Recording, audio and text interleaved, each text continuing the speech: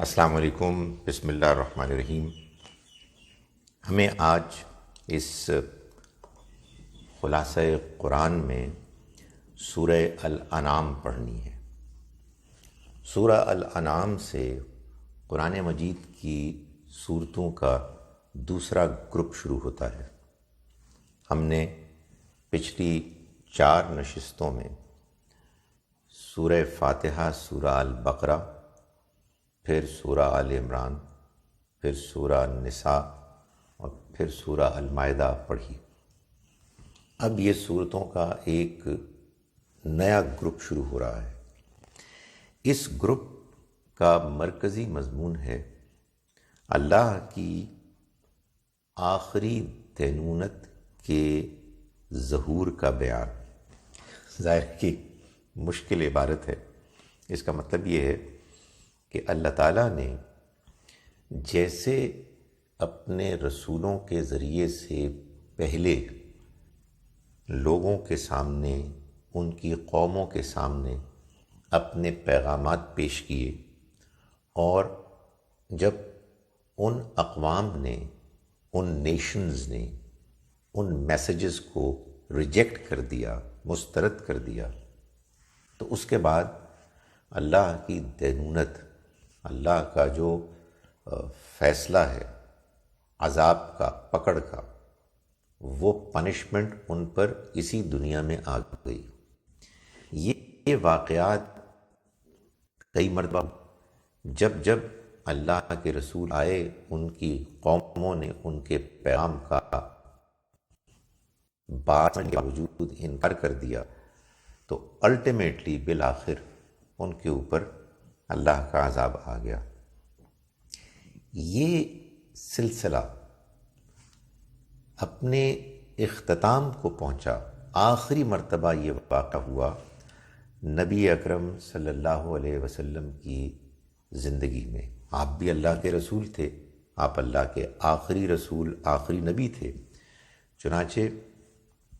آپ کے ذریعے سے جو اللہ نے اپنے پیغام کو آپ کی قوم کے سامنے پیش کیا، اور قوم کے ایک حصے نے اس کا انکار کر دیا، تو اس پر بھی عذاب آنا تھا۔ یہ گروپ اس سارے سلسلے کا، کہ یہ کیسے سارا پروسیس ہوا، اس کا بیان ہے۔ چنانچہ میں نے گزارش کی کہ یہ خدا کی آخری دینونت کے ظہور کا بیان ہے، کہ یہ اللہ کے اس قوم کو کہ جس نے انکار کیا، ان کو انجام تک، ان کے الٹیمیٹ جو ڈیزرو کرنے والی ان کی صورتحال تھی، ان کی جو سزا تھی، اس کے ظاہر ہونے کا، کہ یہ کیسے اپیئر ہوئی، اس کا بیان ہے۔ چنانچہ یہ 4 صورتوں پر مشتمل یہ گروپ ہے۔ اس میں 4 صورتیں ہیں، اور پہلی 2 صورتیں مکی ہیں اور اگلی 2 صورتیں مدنی ہیں۔ سورہ الانعام اور سورہ الاعراف یہ مکی صورتیں ہیں، اور سورہ الانفال اور سورہ التوبہ یہ مدنی صورتیں ہیں۔ یہ اس بات کو کیسے بیان کرتی ہیں کہ اللہ کے آخری رسول نے کس طرح سے اللہ کے پیغام کو پہنچا کے، اللہ کی طرف سے بات کو آخری حد تک واضح کر کے، پھر اللہ کے اس عذاب کو ان پر نافذ ہونے کے عمل کو آپ کہیے کہ دیکھا، فورسی اس کو اپنے سامنے امپلیمنٹ ہوتے ہوئے پایا۔ یہ سب کچھ کیسے ہوا؟ یہ 4 صورتیں یوں بیان کرتی ہیں کہ پہلی سورہ الانعام میں اس قوم کو دعوت دی گئی ہے، دوسری سورہ الاعراف میں اسی قوم کو خبردار کیا گیا ہے، انذار کیا گیا ہے، یعنی وارن کیا گیا ہے کہ اگر وہ انکار پر اڑے رہیں گے تو ان کے اوپر عذاب آ جائے گا۔ تیسری سورہ الانفال میں ایک جانب مسلمانوں کو تیار کیا گیا ہے کہ وہ اللہ کے اس عذاب کا ٹول، اس کا ہتھیار بننے کے لیے تیار ہو جائیں، اور اس کے لیے اپنے آپ کو پریپیئر کریں، تو دوسری جانب اس انکار کرنے والی قوم کی جو سب سے پرومیننٹ گروپ تھا، یعنی اس کی لیڈرشپ، اس پر عذاب کو بھی یہ سورہ بیان کرتی ہے۔ سو یوں سمجھیے کہ یہ الٹیمیٹ جو عذاب ہے، اللہ کی پنشمنٹ، اس کی تیاری کی سورہ ہے۔ اور سورہ توبہ وہ عذاب کی سورہ ہے، پنشمنٹ کی سورہ۔ چنانچہ وہ واحد سورہ کہ جو بسم اللہ الرحمن الرحیم کے بغیر شروع ہوئی وہ سورہ توبہ ہے، اس لیے کہ بسم اللہ الرحمن الرحیم میں اللہ کے رحمان و رحیم ہونے کا ذکر ہے، اور یہ سورہ مبارکہ اللہ کے عذاب کی سورہ ہے۔ دونوں میں چونکہ مناسبت نہیں تھی، دونوں ایک دوسرے سے کنسسٹنٹ نہیں تھے، اس لیے تسمیہ بسم اللہ الرحمن الرحیم کو اومٹ کر دیا گیا۔ چنانچہ آج ہم سورہ الانعام پڑھیں گے، جس میں کہ مکے والوں کو، قریش کے لوگوں کو جو شرک کرتے تھے، انہیں دعوت دی گئی ہے کہ وہ توحید کو اختیار کریں، اللہ کی کتاب، اللہ کے پیغمبر کو مانیں، اور اپنے غلط دین، غلط رویے، ایٹیچیوڈ کو چھوڑ دیں۔ فرمایا بسم اللہ الرحمن الرحیم، الحمد للہ الذی خلق السماوات والارض وجعل الظلمات والنور۔ تمام شکر اور تمام تعریف کا حقدار وہ اللہ ہے کہ جس نے آسمانوں اور زمین کو پیدا کیا، اور اسی نے اندھیرے اور روشنی بنائی، یعنی ظاہری اندھیرے بھی اور ظاہری روشنی بھی، اور یہ جو گمراہی کے اندھیرے ہیں یہ بھی اس کی سینکشن کی وجہ سے پیدا ہوئے کہ اس نے لوگوں کو آزادی دی تو لوگوں نے گمراہی کو پسند کیا۔ فرمایا ثم الذین کفروا بربہم یعدلون، اس کے باوجود وہ لوگ کہ جنہوں نے کفر کیا، جان بوجھ کر انکار کیا، وہ اپنے رب کے ساتھ اوروں کو بھی برابر ٹھہراتے ہیں، یعنی سب کچھ تو اس نے بنایا، ساری کائنات اسی کی بنائی ہوئی ہے، لیکن یہ عجیب معاملہ ہے کہ یہ لوگ کہ جو اس پیغام کو اور توحید کو نہیں مانتے، وہ اس کے باوجود کریڈٹ اوروں کو بھی دیتے ہیں، دوسروں کو بھی اللہ کے سامنے اس دنیا کے انتظام کو چلانے میں شامل کرتے ہیں۔ فرمایا کہ هو الذی خلقکم من طین، وہی تو ہے کہ جس نے پیدا کیا تم کو مٹی سے، ثم قضا اجلا، پھر اس نے ایک مدت مقرر کی، واجل مسمى عنده، اور ایک مدت اس کے پاس، اس کے علم میں طے ہے، یعنی انسان آتا ہے ایک مدت گزار کے، ایک ڈیوریشن گزار کے وہ دنیا سے رخصت ہو جاتا ہے، ایسے ہی ایک ڈیوریشن طے ہے اس پوری دنیا کی، اس کے لیے اللہ نے ایک وقت مقرر کیا ہے جو اسی کے پاس ہے۔ فرمائے کہ ثم انتم تمترون، اور تم، عجیب بات ہے کہ اس کے باوجود بیکار قسم کی بحث کرتے ہو، ایسی فضول قسم کی آرگومنٹس پیش کرتے ہو جن کی کوئی بنیاد نہیں۔ اس کے بعد آگے چل کے اللہ تعالیٰ نے آیت نمبر 12 میں 12 میں فرمایا کہ قل لمن ما فی السماوات والارض، ان سے پوچھو کہ آسمانوں اور زمین میں جو کچھ ہے یہ کس کا ہے، یعنی تمہارا اس کے بارے میں کیا نظریہ ہے۔ قل للہ، پھر خود ہی وہ جواب دے دیا کہ جو جواب ان کو بھی معلوم تھا کہ آپ ان سے کہہ دیجئے کہ یہ سب اللہ کا ہے، یعنی مشرک اس کو مانتے تھے کہ یہ ساری کائنات اللہ ہی کی بنائی ہوئی ہے۔ فرمایا کتب علی نفسہ الرحمہ، اس نے یعنی اللہ نے اپنے اوپر رحم کرنے کو لازم کر دیا۔ لیجمعنکم الی یوم القیامۃ لا ریب فیہ، چنانچہ وہ لازماً تم کو جمع کرے گا قیامت کے دن جس کے آنے میں کوئی شک نہیں، یعنی مطلب یہ ہے کہ قیامت کا دن کا آنا اللہ کی رحمت کا نتیجہ ہوگا، اس کی رحمت کا ظہور ہوگا۔ اگر اللہ رحمان و رحیم ہے تو پھر قیامت کو آنا چاہیے، اس لیے کہ اس دنیا میں جیسے کہ اب نظام چل رہا ہے، اس میں تو بہت ظلم ہے، اس میں تو بہت زیادتی ہے۔ یہ کیسے ہو سکتا ہے کہ وہ رب جو رحمان و رحیم ہے، نہایت رحم کرنے والا، لوگوں کے ساتھ ہمدردی کرنے والا ہے، وہ لوگوں پر ظلم ہوتا ہوا تو دیکھے مگر کرے کچھ نہ؟ نہیں، یہ نہیں ہو سکتا۔ چنانچہ اس نے اپنے اوپر رحم کرنے کو لازم کر دیا ہے، اس لیے تم سب کو وہ ایک ایسے دن جمع کرے گا جس کے آنے میں کوئی شبہ نہیں۔ الذین خسروا انفسهم فهم لا یؤمنون، رہے وہ لوگ کہ جنہوں نے اپنے آپ کو نقصان سے دوچار کر دیا، وہ ایمان نہیں لاتے۔ یہ قرآن بار بار کہتا ہے کہ جو لوگ جان بوجھ کر گناہ کرتے ہیں، جان بوجھ کر زیادتی کرتے ہیں، وہ اپنی جانوں کو نقصان سے دوچار کرتے ہیں، وہ اپنے اوپر ظلم کرتے ہیں، پھر وہ ایمان لانے کی توفیق سے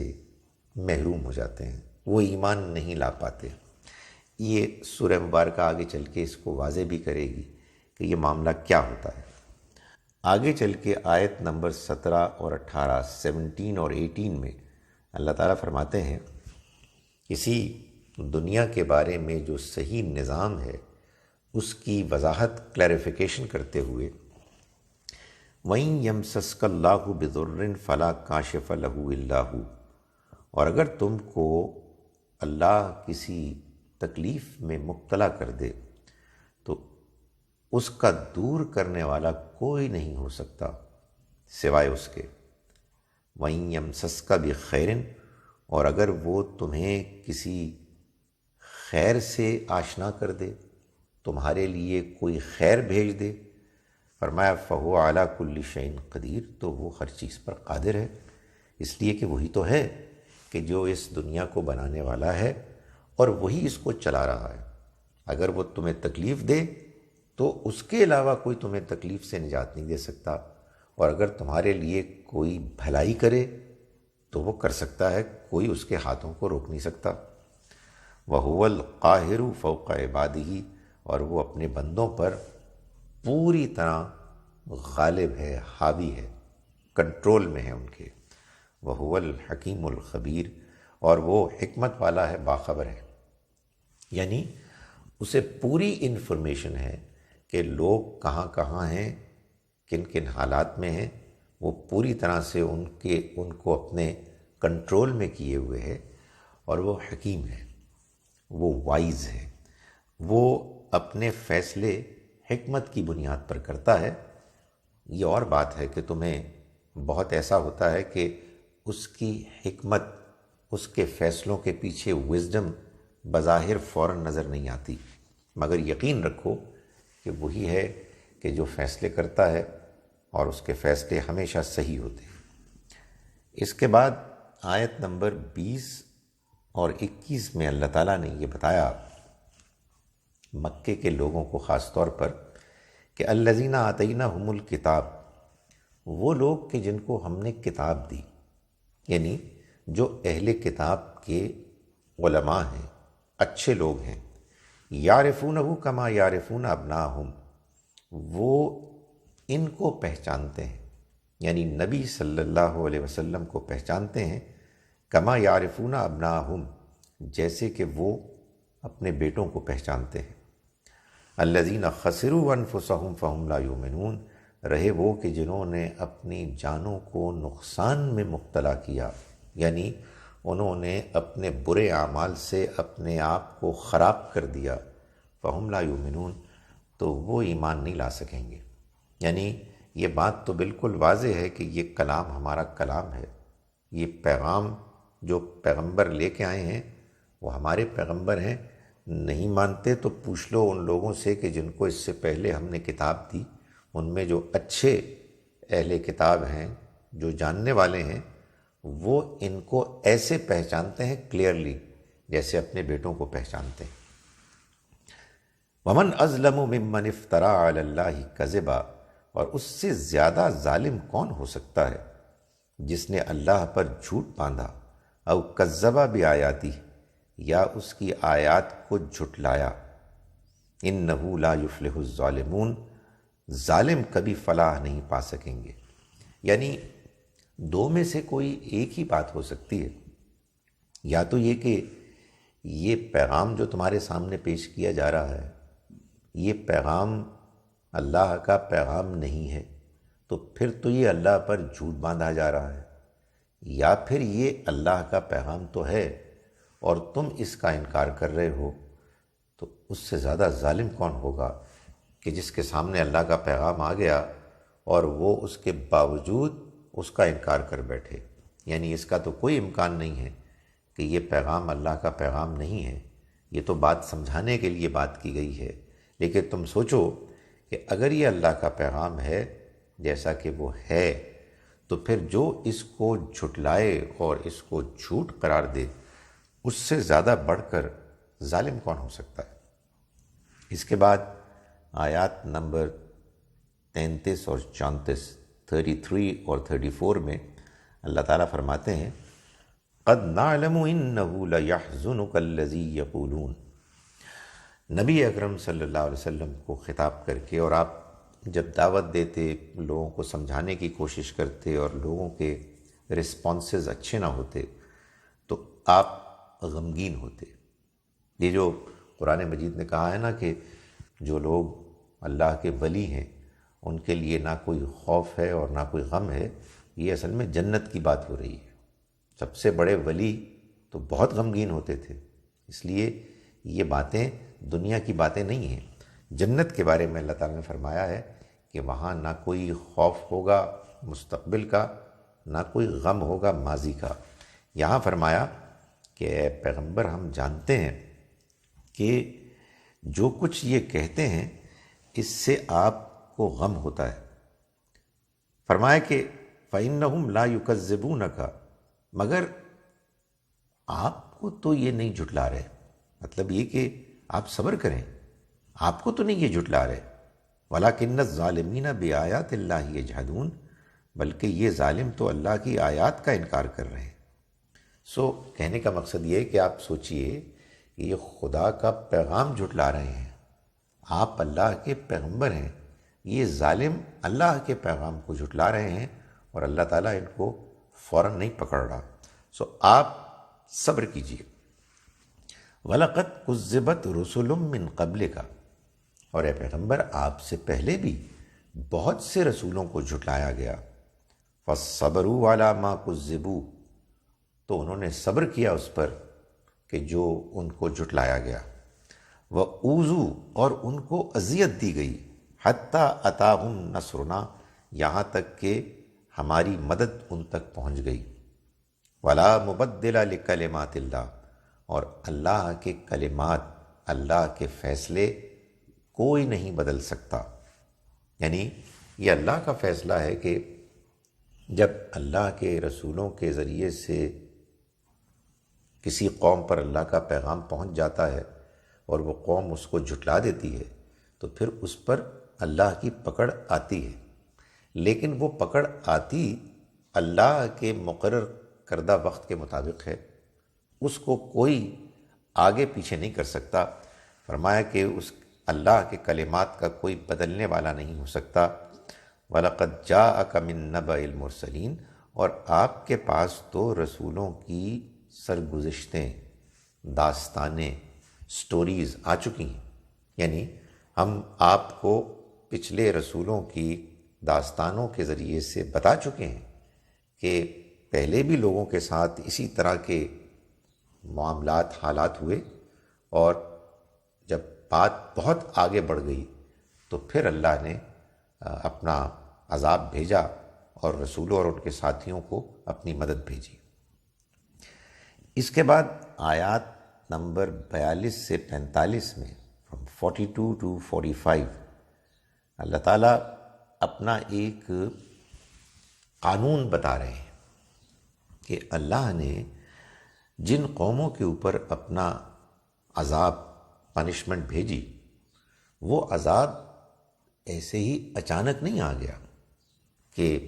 ایک مرتبہ ایک پیغام بیان کیا گیا، لوگوں نے سنا اور اس کا انکار کیا۔ نہیں، اللہ تو انسانوں کو بہت موقع فراہم کرتا ہے۔ تو فرمایا کہ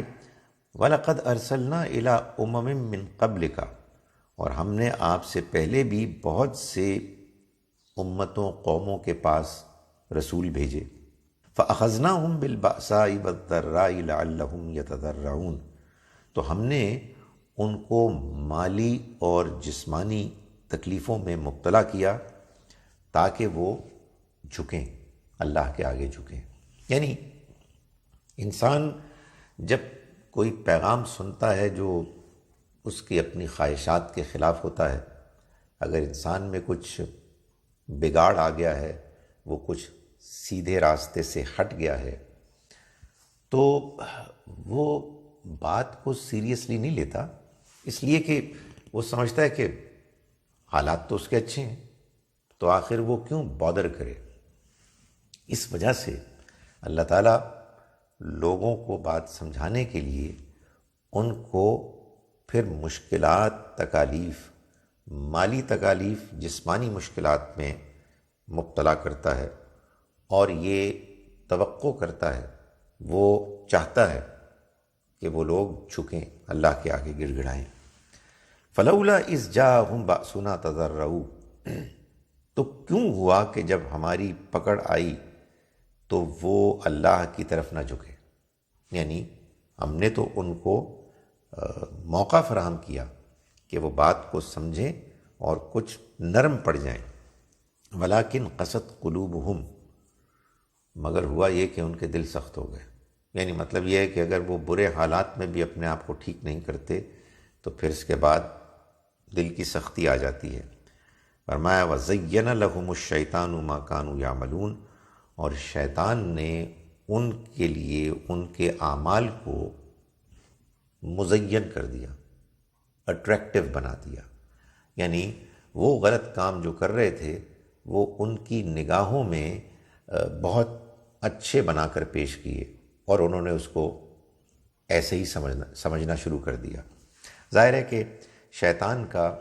کسی فرد یا کسی قوم کے لیے ان کے برے اعمال کو اچھے بنا کر پیش کرنا پاسبل نہیں ہو سکتا جب تک کہ انسان خود آمادہ نہ ہو۔ یہ ان کے ساتھ معاملہ ہوا۔ فرمایا کہ فَلَمَّا نَسُوا مَا ذُكِّرُوا بِهِ، پھر جب انہوں نے بھلا دیا وہ جس کی ان کو یاد دہانی کرائی گئی تھی، یعنی ان کو جو پیغام بھیجا گیا جس کو انہوں نے بجائے اس کے کہ اس کے ذریعے سے وہ بات سمجھتے، جب انہوں نے اس کو بھلا دیا، فتحنا علیہم ابواب کل شیء، تو ہم نے ان کے لیے ہر چیز کے دروازے کھول دیے۔ فراوانی، ایفلوئنس، پراسپیرٹی، ترقی خوب دے دی، دروازے کھول دیے ان کے لیے۔ حتی اذا فرحوا بما اوتوا، یہاں تک کہ جب وہ اس چیز پر اترانے لگے، خوش ہونے لگے جو ان کو دی گئی، اخذناہم بغتۃ، تو ہم نے ان کو اچانک پکڑ لیا، فاذا ہم مبلسون، تو اس کے بعد وہ بالکل ہکا بکا مایوس ہو کے رہ گئے۔ یعنی پھر اس کے بعد ان کے پاس کوئی امکان نہیں تھا کہ وہ کامیابی پا سکتے، اور جو ان کی خواہشات تھیں ان خواہشات کو وہ پورا ہوتے ہوئے دیکھ سکتے۔ کمپلیٹ مایوسی ان کے اوپر غالب آ گئی۔ فرمایا فَقُطِعَ دَابِرُ الْقَوْمِ الَّذِينَ ظَلَمُوا، تو جڑ کاٹ دی گئی ان لوگوں کی جنہوں نے ظلم کیا۔ وَالْحَمْدُ لِلَّهِ رَبِّ الْعَالَمِينَ، اور تمام شکر اور تعریف تو اس اللہ ہی کے لیے ہے یہ جو جہان والوں کا رب ہے، پالنے والا ہے۔ یہ اللہ تعالیٰ نے بیان فرمایا اس بات کو واضح کرنے کے لیے کہ ایسا نہیں ہے کہ اللہ اپنے بندوں کو اچانک پکڑ لیتا ہے، نہیں، ان کو پورا ایک پروسیس ہے، ایک سفر ہے جس سے گزارتا ہے، جس میں ان کو ایک دو مرتبہ نہیں، بار بار موقع ملتے ہیں کہ وہ اللہ کی بات کو سمجھیں، اس کو مانیں، اور اپنے ایٹیچیوڈ کو، اپنے رویے کو ٹھیک کریں۔ اس کے بعد آئیں آیات نمبر 50 اور 51 میں اللہ تعالیٰ فرما رہے ہیں قُلْ لَا أَقُولُ لَكُمْ عِنْدِي خَزَائِنُ اللَّهِ، آپ کہہ دیجئے کہ میں یہ تو نہیں کہتا کہ میرے پاس اللہ کے خزانے ہیں، وَلَا أَعْلَمُ الْغَيْبَ، اور نہ ہی میں یہ دعویٰ کرتا ہوں کہ میں غیب کا جاننے والا ہوں، وَلَا أَقُولُ لَكُمْ إِنِّي مَلَكٌ، اور نہ ہی میں تم کو یہ کہتا ہوں کہ میں کوئی فرشتہ ہوں۔ میں نے ان میں سے تمہارے سامنے کوئی کلیم نہیں کیا ہے۔ ان اتبع الا ما یوحی الیہ، میں تو صرف پیروی کر رہا ہوں، فالو کر رہا ہوں اس کو کہ جو مجھ پر وحی کی گئی ہے۔ قل هل یستوی الاعمی والبصیر، آپ پوچھئے کہ کیا دیکھنے والے بینا اور اندھے برابر ہو سکتے ہیں؟ افلا تتفکرون، تو کیا تم غور نہیں کرتے؟ یعنی وہ شخص کہ جو اس بات کو دیکھ سک رہا ہے کہ یہ پیغام اللہ کا پیغام ہے، اور وہ کہ جو اس حقیقت سے اندھا ہے، دونوں تمہارے خیال میں اللہ کے نزدیک برابر ہیں؟ تم غور نہیں کرتے؟ یہ کیسے ہو سکتا ہے کہ دونوں کا ایک سا انجام ہو، دونوں کے بارے میں اللہ کا ٹریٹمنٹ ایک ہو؟ فرمایا وَأَنذِرْ بِهِ الَّذِينَ يَخَافُونَ أَن يُحْشَرُوا، اور آپ خبردار کیجئے اس کے ذریعے سے، یعنی قرآن مجید کے ذریعے سے، الَّذِينَ يَخَافُونَ، ان لوگوں کو کہ جو ڈرنے والے ہیں، جو اس بات کا اندیشہ رکھتے ہیں کہ ایک دن ان کی پکڑ ہو سکتی ہے، أَن يُحْشَرُوا إِلَىٰ رَبِّهِمْ، کہ وہ اپنے رب کے سامنے اکٹھے کیے جائیں گے، لَيْسَ لَهُم مِّن دُونِهِ وَلِيٌّ وَلَا شَفِيعٌ، ان کو بتا دیا جائے کہ ان کے لیے اس کے ہاں نہ کوئی مددگار ہوگا، نہ کوئی سفارش کرنے والا ہوگا، لعلہم یتقون، انہیں یہ بتا دیں تاکہ وہ تقوی اختیار کرے، وہ ڈرے۔ اللہ کے ہاں جواب دہی کے موقع پر کوئی بچانے والا نہیں ہوگا۔ اس پیغام سے خبردار کر دیں ان کو، اور یہ خبردار اس قرآن کے ذریعے سے کریں۔ یہ قرآن ان کو پڑھ کر سنائیں، انہیں بتائیں کہ اللہ کی طرف سے یہ فیصلہ ہے کہ جس کے بارے میں انہیں سنجیدہ ہونا چاہیے۔ اس کے بعد آیات 54 اور 55 ہیں، 54 and 55، جس میں اللہ تعالیٰ فرما رہے ہیں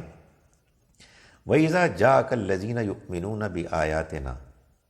ظاہر ہے کہ نبی صلی اللہ علیہ وسلم جب دعوت دے رہے تھے تو آپ کے کچھ ساتھی آپ کے ساتھ تھے، اور آپ ان کی تربیت کر رہے تھے، اور انکار کرنے والے ان کا مذاق اڑا رہے تھے۔ تو فرمایا کہ جب آئیں آپ کے پاس الذین یؤمنون بآیاتنا، وہ لوگ کہ جو ہماری آیات پر ایمان رکھتے ہیں، فقل سلام علیکم، تو آپ ان کو کہیے کہ تم پر سلامتی ہو، یعنی ان کو ویلکم کریں، محبت سے پیش آئیں، اور اللہ کی طرف سے سلامتی کی دعا ان کے لیے کریں۔ کتب ربکم علی نفسہ الرحمہ، تمہارے رب نے، ان کو کہیں کہ تمہارے رب نے اپنے اوپر رحم کرنے کو لازم کر دیا ہے، یعنی وہ بڑا رحم کرنے والا ہے، اور اس رحمت کا ظہور کیسے ہوگا؟ تم اس رحمت سے،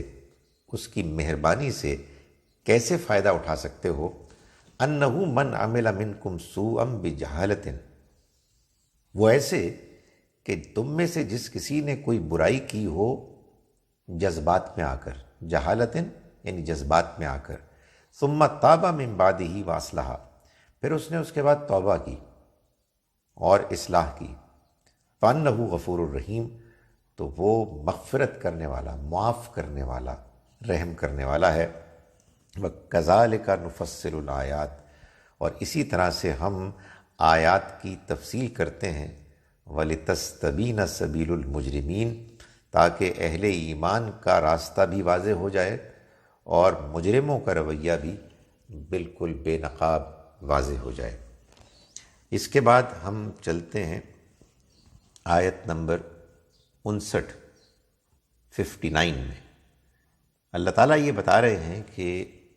اللہ جب حساب کتاب لے گا تو اس کو کوئی مشکل پیش نہیں آئے گی معلومات کے لحاظ سے، وہ ہر چیز سے واقف ہے۔ فرمایا وَعِندَهُ مَفَاتِحُ الْغَیب، اسی کے پاس ہیں تمام غیب کی چھپی ہوئی چیزوں کی، اس دنیا کی کہ جس کو کسی نے نہیں دیکھا، اس کی کنجیاں، اس کی کیز اسی کے پاس ہیں۔ لا يعلمها الا هو، انہیں کوئی نہیں جان سکتا سوائے اس کے، وہ غیب کی تمام خزانے وہ جانتا ہے۔ وَيَعْلَمُ مَا فِي الْبَرِّ وَالْبَحْرِ، اور وہ جانتا ہے جو کچھ بھی خشکی میں ہے اور جو کچھ سمندر میں۔ وَمَا تَسْقُطُ مِنْ وَرَقَةٍ إِلَّا يَعْلَمُهَا،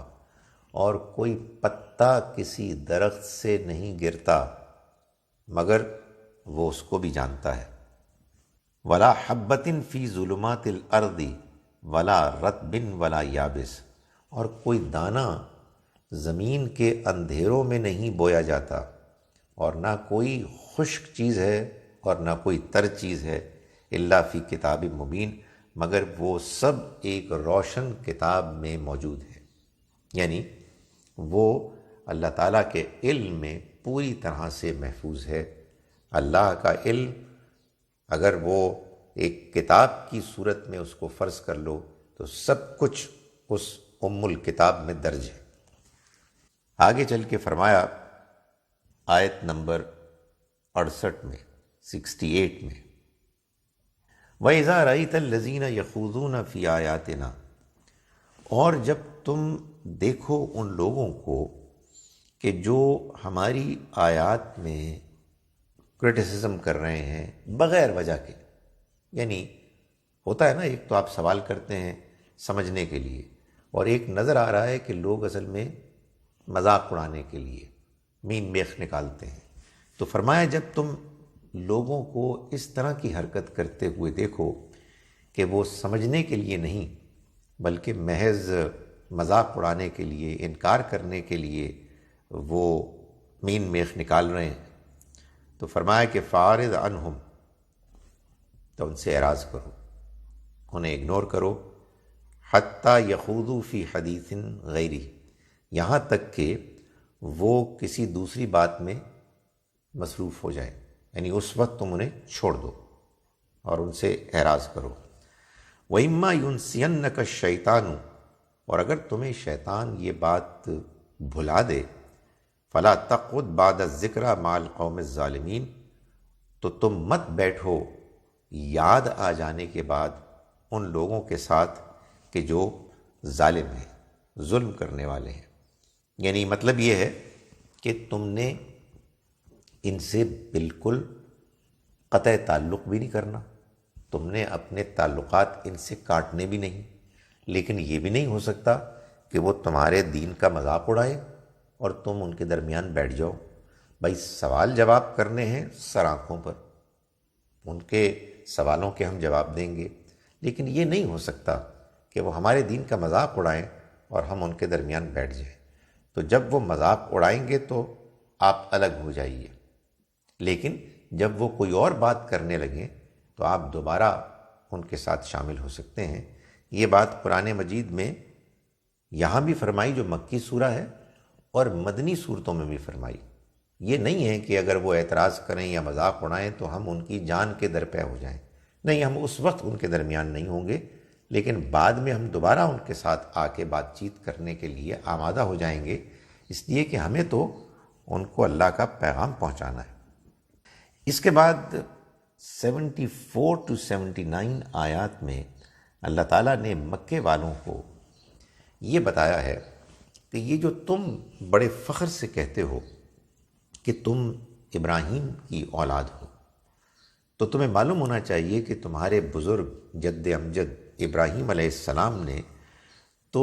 دعوت ہی توحید کی دی، اور وہ دعوت جو انہوں نے دی وہ جن لوگوں کو دی وہ مشرک تھے، ضدی تھے، اپنے شرک میں اڑے ہوئے تھے۔ تو ابراہیم علیہ السلام نے ایک نہایت حکیمانہ طریقہ اختیار کیا۔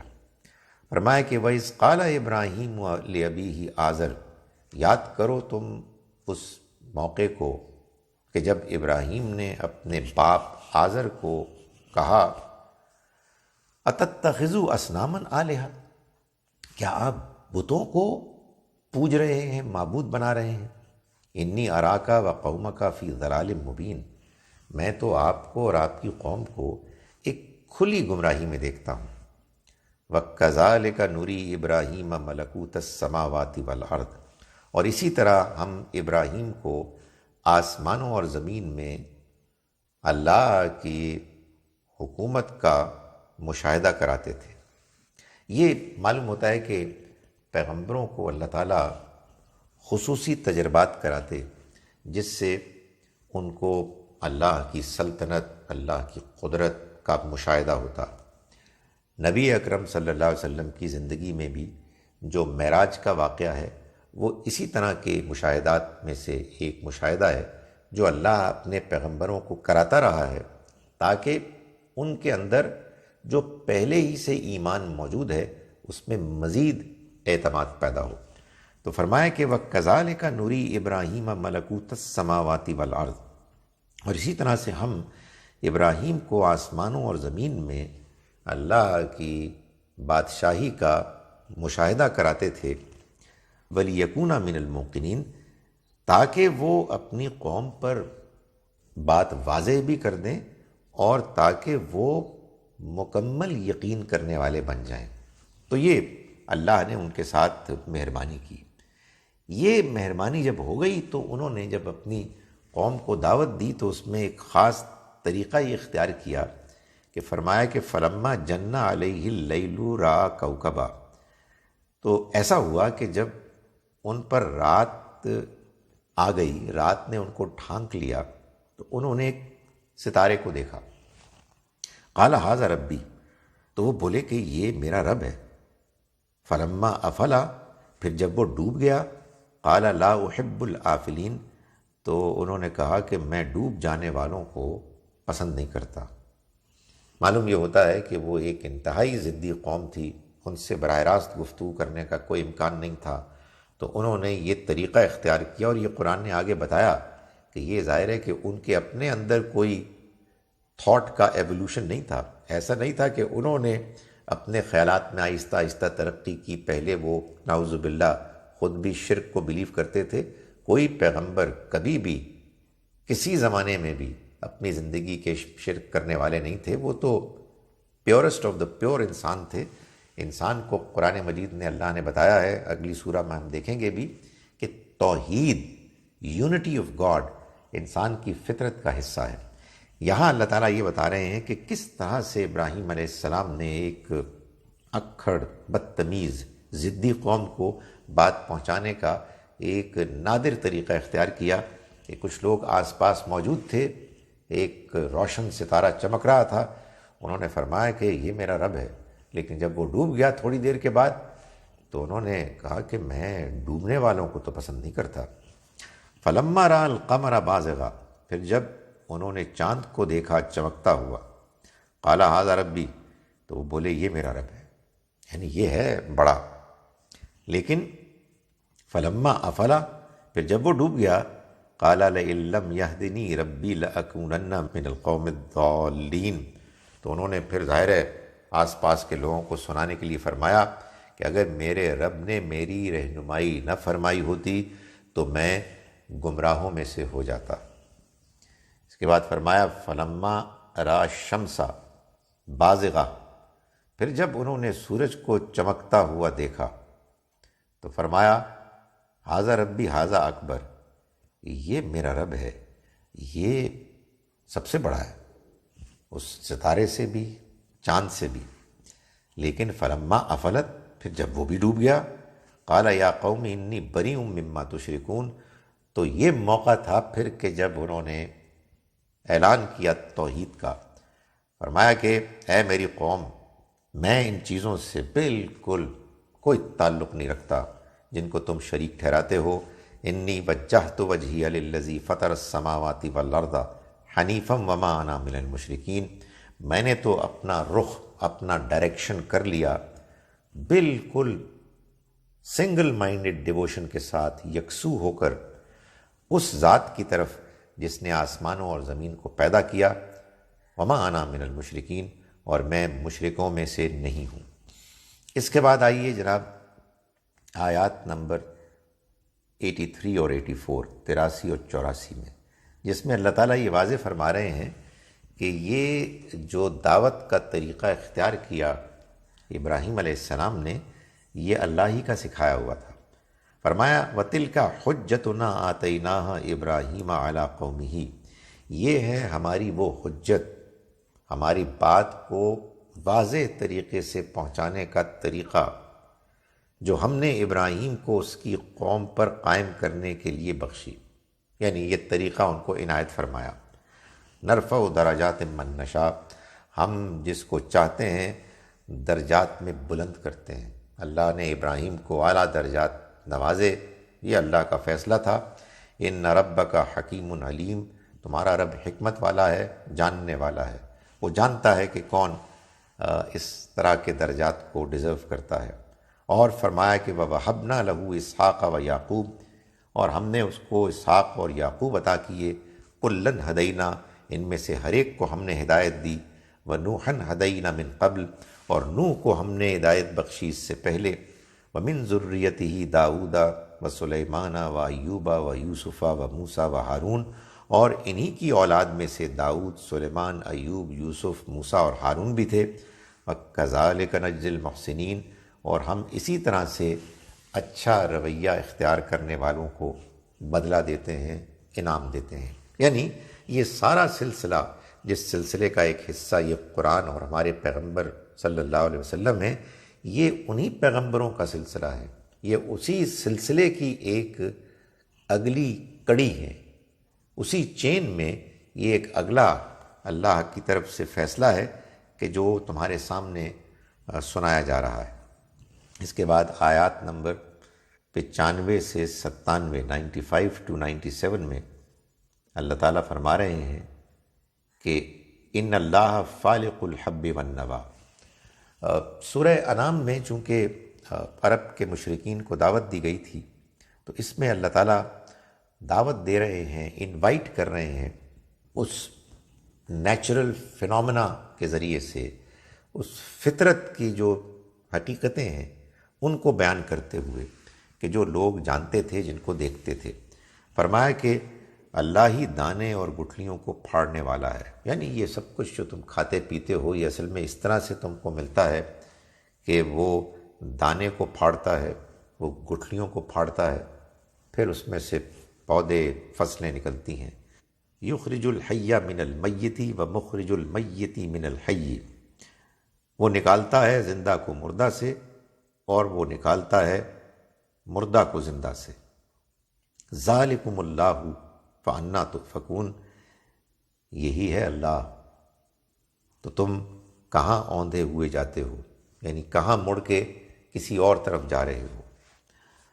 فرمایا کہ فالق الاصباح، وہی ہے کہ جو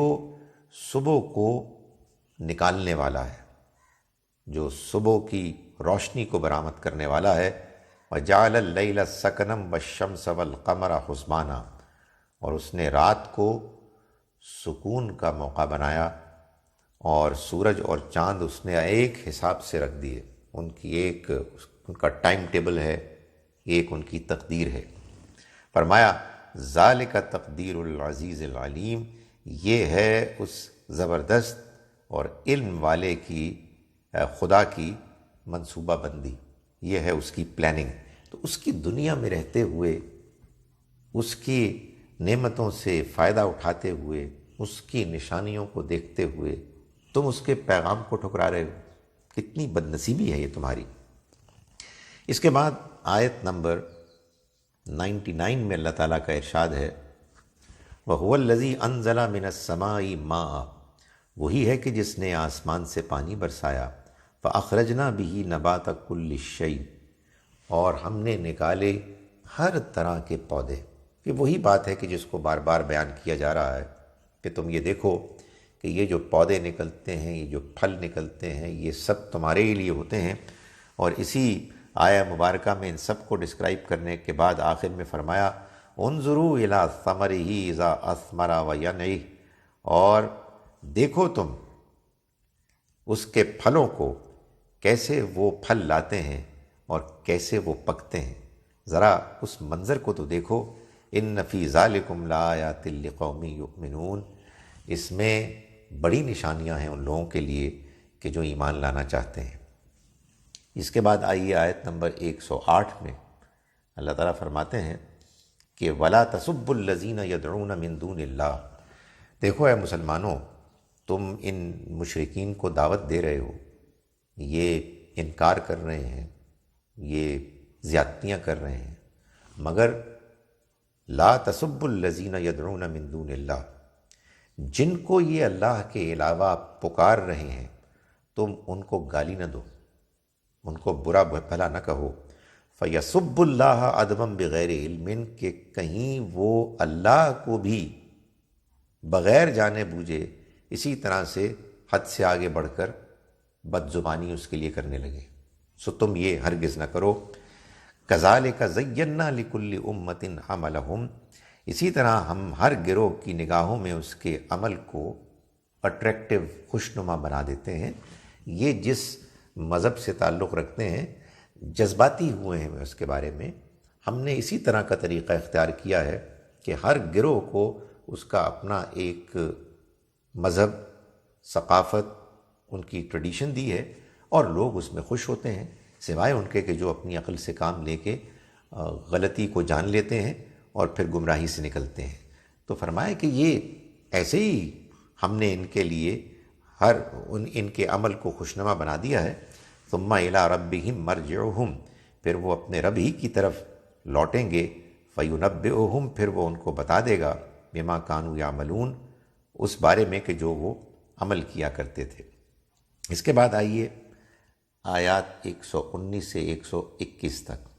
یہ سب باتیں بتانے کے بعد اللہ تعالیٰ نے اب اہل مکہ کو یہ کہا ہے کہ یہ جو تم نے شرک پر مبنی دین اختیار کر لیا ہے، اس کو چھوڑ دو، اور خالص توحید پر مبنی دین، ایک خدا کو مانتے ہوئے اپنے ریلیجن کو فالو کرو۔ اور اس میں ایک بہت امپورٹنٹ چیز یہ ہے کہ جو تم جانور ذبح کرتے ہو، اس میں اگر تمہیں کوئی پاکیزہ جانور ہے جو اللہ کے نام پر ذبح ہوا ہے، تو اس کو اطمینان سے کھاؤ، یہ اللہ کی دی ہوئی نعمت ہے۔ فرمایا وَمَا لَكُمْ أَلَّا تَأْكُلُوا مِمَّا ذُكِرَ اسْمُ اللَّهِ عَلَيْهِ، اور تمہیں کیا ہو گیا ہے کہ تم نہیں کھاتے اس میں سے کہ جس پر اللہ کا نام لیا گیا ہو۔ یعنی مشرکین نے اپنی طرف سے ایک اور شریعت پیدا کر دی تھی، جس میں وہ کچھ ایسی شرائط عائد کرتے تھے کہ وہ کہتے تھے کہ یہ جانور حرام ہے اور یہ حلال ہے، اپنے ذہن سے۔ تو اللہ تعالیٰ نے ان بدعات کو کرٹیسائز کیا اور فرمایا کہ کوئی وجہ نہیں ہے کہ تم پاکیزہ جانوروں کو، جبکہ ان کے اوپر ان کو ذبح کرتے ہوئے اللہ کا نام لے لیا گیا ہو، تم ان کو نہ کھاؤ، اس کی کوئی وجہ نہیں۔ وَقَدْ فَصَّلَ لَكُمْ مَا حَرَّمَ عَلَيْكُمْ، جبکہ اس نے تم پر واضح کر دیا ہے کہ کیا چیزیں تمہارے لیے حرام ہیں، إِلَّا مَا اضْطُرِرْتُمْ إِلَيْهِ، سوائے اس کے کہ تم مجبور ہو جاؤ۔ وَإِنَّ كَثِيرًا لَيُضِلُّونَ بِأَهْوَائِهِمْ بِغَيْرِ عِلْمٍ، لیکن بہت سے لوگ ہیں کہ جو گمراہ کرتے ہیں اپنی خواہشات کے ذریعے سے بغیر جانے بوجھے، یعنی وہ بدعتیں ایجاد کرتے ہیں جو ان کی اپنی خواہشات ہیں، اور وہ دوسرے لوگوں کو بھی گمراہ کرتے ہیں کہ تم بھی ان بدعتوں میں شامل ہو۔ یہ عجیب معاملہ ہے مذہبی لوگوں کا، نہ وہ خود کچھ جانتے ہیں کہ صحیح بات کیا ہے، مگر محض اپنے آباء و اجداد کی ٹریڈیشنز کے بارے میں اتنے ایموشنل ہو جاتے ہیں کہ وہ دوسرے لوگوں کو بھی اس کے ذریعے سے گمراہ کرنے کی کوشش کرتے ہیں۔ ان ربک هو اعلم بالمعتدین، اللہ خوب جانتا ہے ان کو کہ جو حد سے آگے بڑھنے والے ہیں۔ فرمایا کہ وَذَرُوا ظَاهِرَ الْإِثْمِ وَبَاطِنَهُ، اے لوگو تم گناہ کے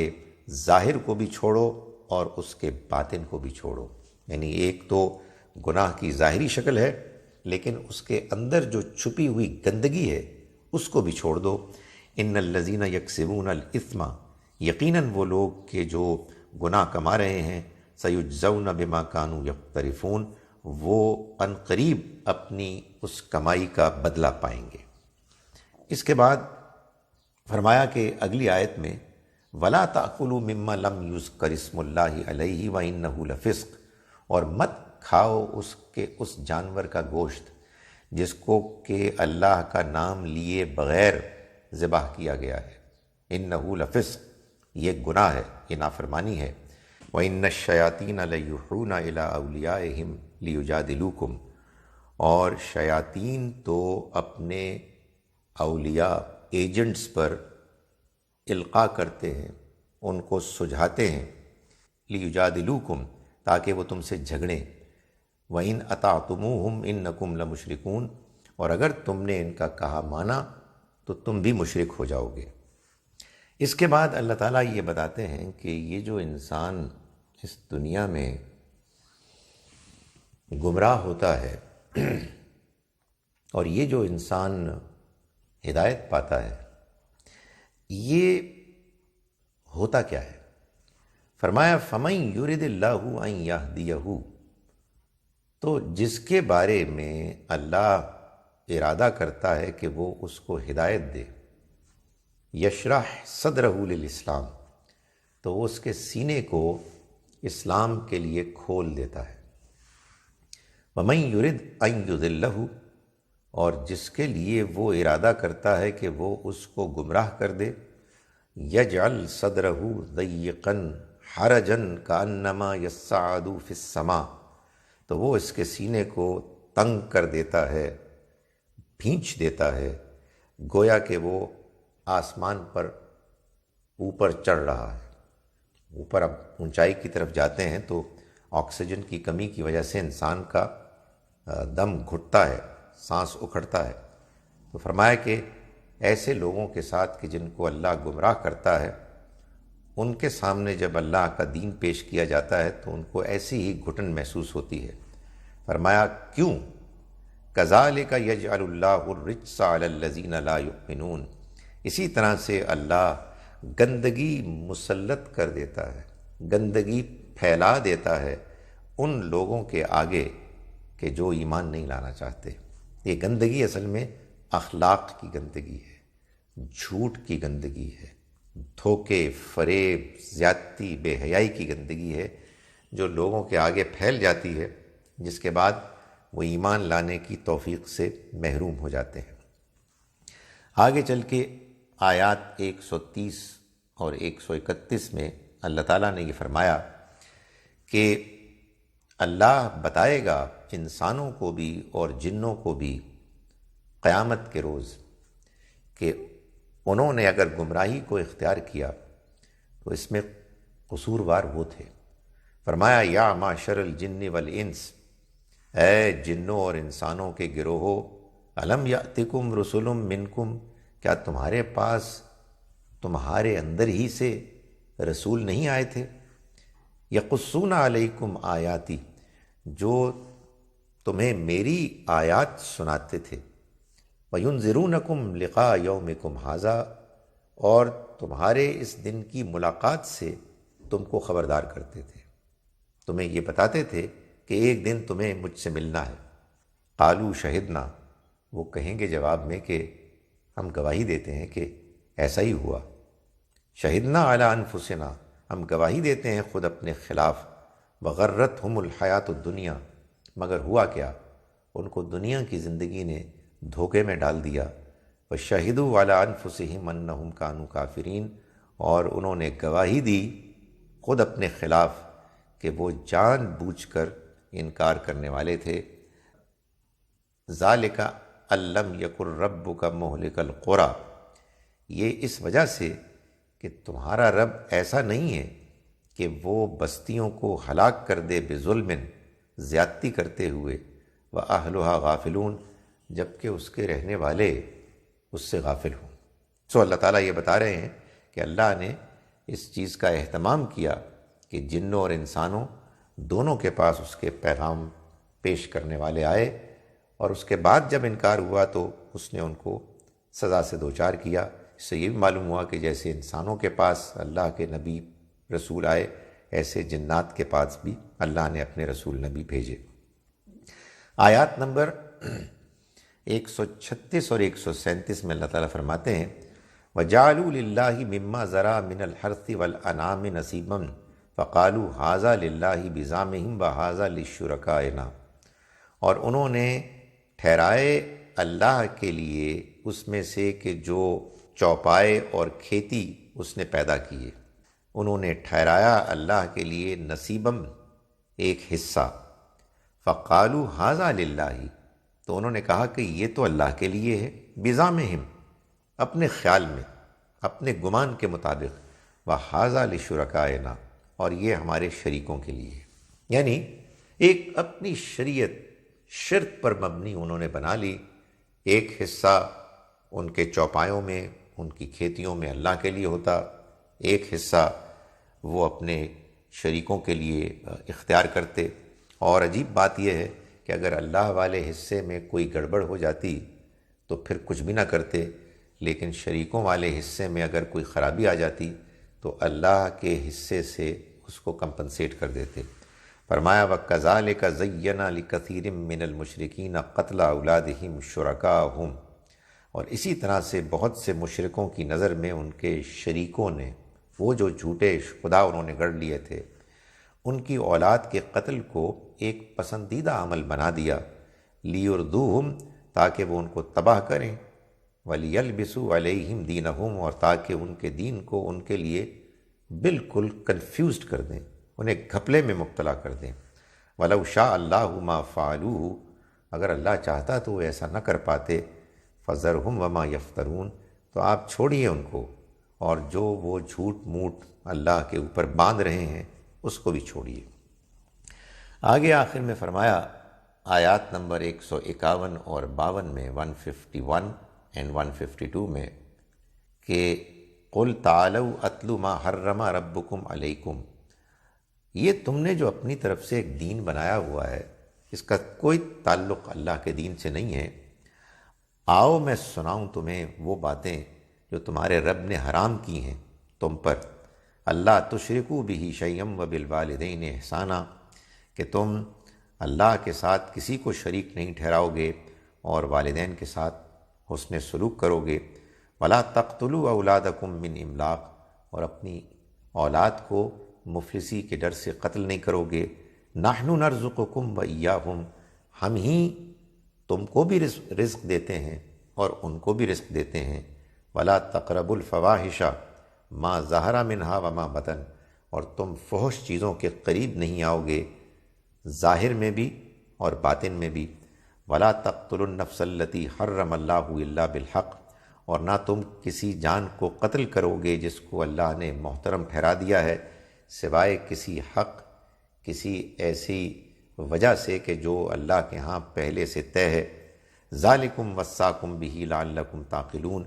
یہ ہے وہ چیز کہ جس کی تم کو وہ ہدایت فرماتا ہے تاکہ تم بات کو سمجھو۔ آگے فرمایا ولا تقربوا مال الیتیم الا باللتی ہی احسن، اور یہ بھی اللہ نے حکم دیا کہ تم یتیم کے مال کے قریب نہیں جاؤ گے مگر اچھے طریقے سے، حتیٰ یبلغ اشدہ، یہاں تک کہ وہ اپنی جوانی کو پہنچ جائیں، وَأَوْفُوا الْكَيْلَ وَالْمِيزَانَ بِالْقِسْطِ، اور تم ناپ اور تول کو انصاف کے ساتھ کرو گے، یہ معاملہ ٹھیک طرح سے کرو گے، لا نکلف نفسا الا وسعها، ہم کسی انسان کو اس کی وسعت سے زیادہ جواب دہ نہیں ٹھہرائیں گے، وَإِذَا قُلْتُمْ فَعْدِلُوا، اور جب تم بات کرو تو دیکھو انصاف کرو، وَلَوْ كَانَ ذَا قُرْبَى، اگرچہ کہ وہ کہ جس کے خلاف بات تم کر رہے ہو وہ کوئی رشتہ دار ہی کیوں نہ ہو، وَبِعَهْدِ اللَّهِ أَوْفُوا، اور اللہ کے عہد کو پورا کرو، ذَلِكُمْ وَصَّاكُمْ بِهِ لَعَلَّكُمْ تَذَكَّرُونَ، یہ وہ چیز ہے کہ جس کی تم کو وہ وصیت کرتا ہے تاکہ تم یاد دہانی حاصل کرو۔ بالکل آخر میں اللہ تعالیٰ نے اس بات کو بیان کر دیا ان مشرکین کے سامنے نبی صلی اللہ علیہ وسلم کی زبانی، کہ آپ فرمائیں قل، ان سے کہہ دو، ان الصلاتی والنسکی ومحیای ومماتی للہ رب العالمین، میری نماز، میری قربانی، میرا جینا، میرا مرنا، یہ سب اللہ کے لیے ہے، کسی اور کے لیے نہیں، اللہ کے لیے ہے جو جہان والوں کا رب ہے، لا شریک لہ، اس کا کوئی شریک نہیں، وبذالک امرت، اور مجھے اسی چیز کا حکم دیا گیا ہے، وانا اول المسلمین، اور میں پہلا فرما برداری اختیار کرنے والا ہوں۔ اقول قولی ھذا واستغفر اللہ لی ولکم ولسائر المسلمین والمسلمات۔